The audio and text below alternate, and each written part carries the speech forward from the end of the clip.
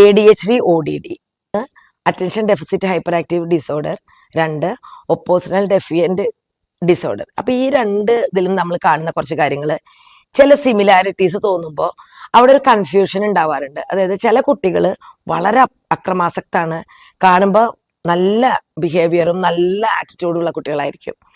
അതേസമയം ഇവര് നമ്മൾ കാണാത്ത സമയത്ത് മറ്റുള്ള കുട്ടികളോട് കാണിക്കുന്ന ഒരു ബിഹേവിയർ പാറ്റേൺ ഉണ്ട്. ആ പാറ്റേൺ പലപ്പോഴും എനിക്ക് അറ്റൻഷൻ ഡെഫിസിറ്റ് ഹൈപ്പർ ആക്റ്റീവ് കുട്ടികളിലും കാണാറുണ്ട്. അതായത് അവർക്ക് അടങ്ങിയിരിക്കാൻ പറ്റായിക, നമ്മൾ നോക്കിക്കൊണ്ടിരിക്കുമ്പോൾ തന്നെ പെട്ടെന്ന് അവർ നമ്മളുടെ അടുത്തുനിന്ന് മാറി വേറെ എന്തെങ്കിലും കുറുമ്പുകൾ കാണിക്കുക. ഇത്തരം കുറുമ്പുകൾ എന്ന് പറഞ്ഞിട്ടുണ്ടെങ്കിൽ ചിലപ്പോൾ അവർ സെൽഫ് ഹാം ആവാം, അല്ലെങ്കിൽ മറ്റുള്ളവർക്ക് ഹാംഫുൾ ആയിട്ടുള്ള രീതിയിൽ കാണിക്കുന്നതാവാം. അപ്പോൾ പഠനത്തിൽ കോൺസെൻട്രേഷൻ കുറയുക, അവരൊട്ടും ശ്രദ്ധിക്കില്ല, അതുപോലെ ഗ്രൂപ്പായിട്ട് ഒന്നിച്ച് നിൽക്കില്ല. ഇത്തരം കാര്യങ്ങൾ നമ്മൾ കാണുന്നുണ്ടെങ്കിൽ അത് കുട്ടികളല്ലേ, കുട്ടിത്തമായിട്ട് അതിനെ കാണാതെ അവരിൽ എന്തെങ്കിലും തരത്തിലുള്ള ബുദ്ധിമുട്ടുകൾ ഉണ്ടോ എന്ന് കൃത്യമായിട്ട് നമ്മൾ മനസ്സിലാക്കാൻ ശ്രമിക്കണം. ആ ബുദ്ധിമുട്ടുകൾ ചിലപ്പോൾ ഹൈപ്പർ ആക്റ്റീവ് ആണെങ്കിൽ ന്യൂറോളജിക്കൽ ഡെവലപ്മെന്റിന്റെ പ്രശ്നം കൊണ്ട് ഉണ്ടാവുന്നതായിരിക്കാം.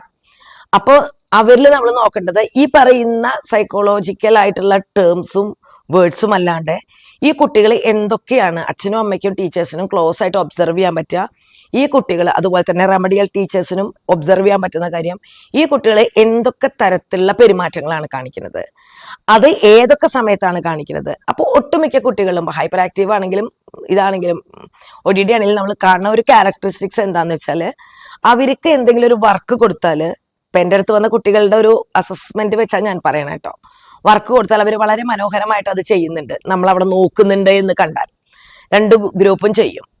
ആ നോക്കുമ്പോൾ അവർക്ക് ഉണ്ടാവുന്ന ഒരു സന്തോഷമൊക്കെ മുഖത്ത് കാണാം. കാരണം അവരാണ് ലീഡർഷിപ്പ് എടുക്കണം. അപ്പൊ അവർക്ക് ലീഡർഷിപ്പ് ക്വാളിറ്റി നന്നായിട്ടുണ്ട്.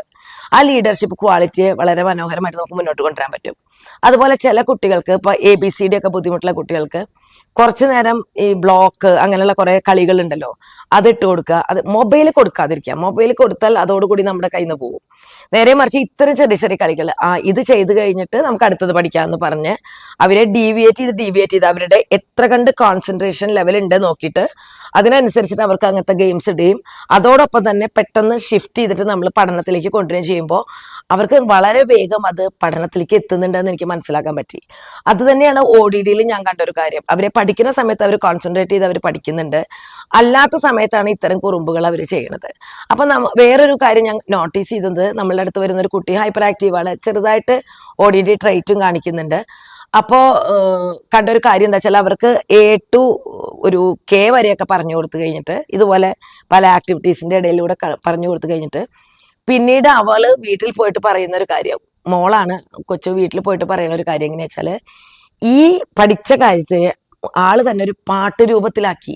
അതെനിക്ക് വളരെ വളരെ പ്രോത്സാഹനം എനിക്ക് തന്നു.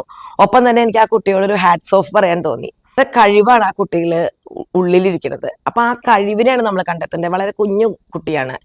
അപ്പൊ ഈ കുട്ടിയെ നമ്മൾ വേണ്ട പോലെ ചാനലൈസ് ചെയ്ത് മുന്നോട്ട് കൊണ്ടുവരുമ്പോൾ 100% ഉറപ്പിക്കാം, അവന്റെ ഒരു അവളുടെ ഒരു അഡോളിസെന്റ് കാലഘട്ടം കഴിഞ്ഞാൽ, അല്ലെങ്കിൽ അഡോളിസെന്റിൽ വേണ്ട ചാനലൈസ് ചെയ്യൽ നടന്നാൽ ബ്രില്യൻ്റ് ആയിട്ടുള്ള ഒരു ബ്രെയിൻ ആയിട്ട് ആ കുട്ടി മാറും എന്നുള്ള കാര്യം ഉറപ്പിച്ച് പറയാം. ഒപ്പം തന്നെ ക്രിയേറ്റീവ്. അപ്പൊ നമ്മുടെ കുട്ടികളിലുള്ള കഴിവുകളെ കണ്ടെത്തി, നമ്മളുടെ കുട്ടികളിലുള്ള ബുദ്ധിമുട്ടുകളെ കണ്ടെത്തി, അത് എങ്ങനെ റെക്ടിഫൈ ചെയ്യുക, അല്ലെങ്കിൽ അതിനെ എങ്ങനെ നമുക്ക് മാറ്റിയെടുക്കുക എന്നുള്ളത് മനസ്സിലാക്കുകയാണ് ഒരു പാരന്റ്, ഒരു ടീച്ചർ, ഒരു റെമഡിയൽ ടീച്ചർ ചെയ്യേണ്ടത് എന്ന് എനിക്ക് പ്രത്യേകം പറയാം. ഇപ്പൊ നമ്മൾക്ക് നമ്മുടെ കുട്ടികളിൽ കണ്ടില്ലെങ്കിൽ മറ്റുള്ളവർ പറയുന്നുണ്ടെങ്കിൽ അത് ആക്സെപ്റ്റ് ചെയ്യുക. ഒരു സൈക്കോളജിസ്റ്റിന്റെ അടുത്ത് പോവുകയോ അല്ലെങ്കിൽ അത്തരം സൈക്കോളജിക്കൽ ഹെൽപ്പ് നടത്തുന്നത് ഒരിക്കലും മാനസിക രോഗമെന്ന് വിചാരിക്കാതിരിക്കുക, അത് തെറ്റിദ്ധരിക്കാതിരിക്കുക. ഇത്തരം കുട്ടികൾക്കുള്ള ഹെൽപ്പിംഗ് എയ്ഡാണ് ഈ പറയുന്ന സൈക്കോളജിസ്റ്റ്, റെമഡിയൽ ടീച്ചർ, അധ്യാപകര് എന്ന് മനസ്സിലാക്കി അവരുടെ കൂടെ ചേർന്ന് നിന്ന് കുട്ടികളെ ചേർത്ത് നിർത്തുക എന്ന് പറഞ്ഞുകൊണ്ട് ഇന്നത്തെ വീഡിയോ നിർത്തുന്നു. Thank you.